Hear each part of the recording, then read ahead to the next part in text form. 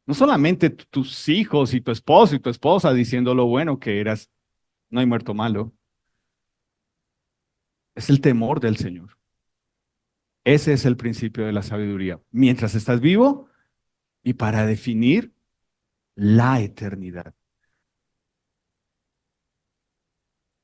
Creo que es claro el hecho de que por eso es que a la gente le cuesta escuchar este mensaje. Porque este mensaje deja por fuera creerse buena gente, buen papá, buena mamá, buen hijo, buen empleado, buen ciudadano. Este mensaje confronta y le dice a las personas, no eres bueno. Y si no crees en Jesús, vas al infierno. Y ahí es donde nosotros decimos, "Mm". Y es que es difícil, porque imagínate cómo les dice uno eso, se van a poner bravos. Piénsalo de esta forma. ¿Cómo murió el Señor Jesús?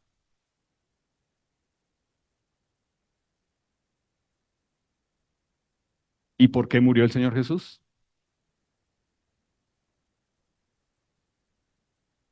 Es decir, si ellos, teniéndolo a Él, hubieran entendido de qué se trataba, Jesús nunca hubiera muerto en una cruz.